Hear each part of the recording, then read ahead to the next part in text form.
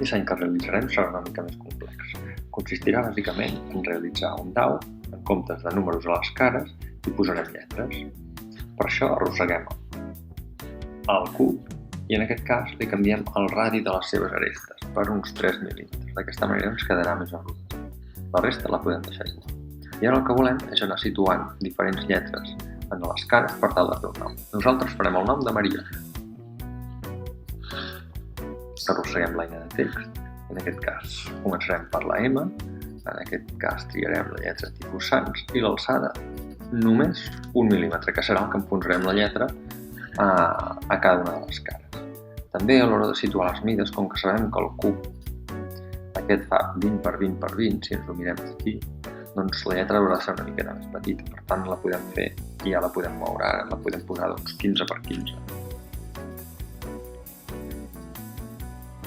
Perfecte.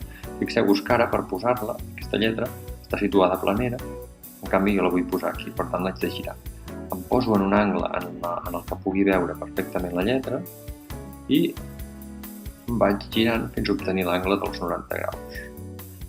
Amb el ratolí a vegades és complicat realitzar-ho, però ens podem ajudar dels teclats numèrics.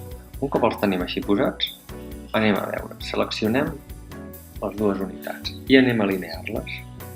Està clar que aquesta ha de quedar perfectament centrada, per tant la centrarem aquí. Ha de quedar perfectament centrada en alçada, però pel que fa a profunditat l'haig de posar just a la superfície.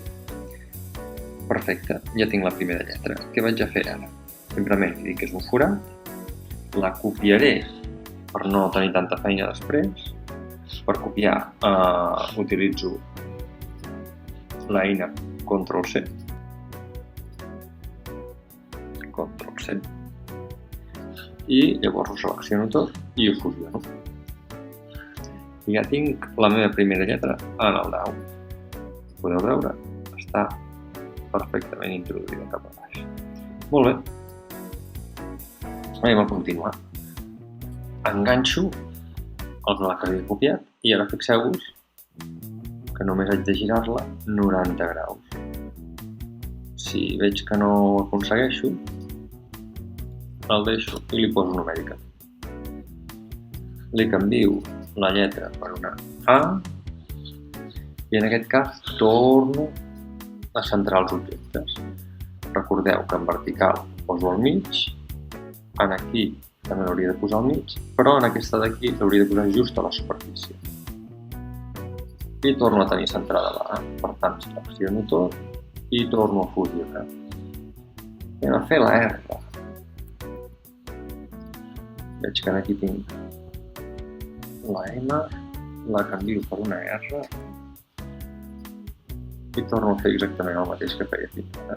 Selecciono tot, alineo, al mig i a la superfície. Selecciono tot i fusiono. Ens toca la I.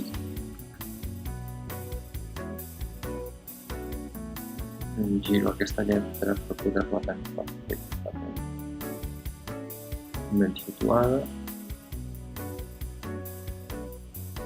Si no m'acaba de donar, li poso numèricament i la torno a seleccionar per poder-la alinear. Just a la vora, al centre i al centre en alçada també. M'he equivocat perquè hi havia de ser una I, això. No passa cap problema. Fixeu-vos que quan canvio la lletra pot ser que se'm quedi lleugerament descentrat. Si em queda centrat, torno a seleccionar-ho tot i ho torno a alinear. Això passa perquè les lletres tenen espais diferents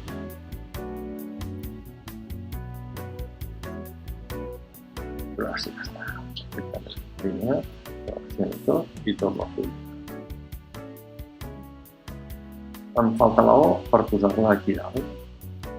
Llavors torno a enganxar la meva lletra que tenia copiada i en aquest cas vaig de poder posar perfectament planera, que serien 90 graus. La vaig a pujar una miqueta, però la centraré de la mateixa manera que feia aquí. a la superfície, al mig i al mig. Fixeu-vos que m'ha tornat a passar el mateix d'abans, que és que no havia canviat la lletra, per tant, una O. I la vull tornar a deixar perfectament centrada. Per tant, l'alimino. Aquesta direcció aquí. Aquesta d'aquí, i ara el que ja em toca. Perfecte, doncs fusiono. I em queda simplement posar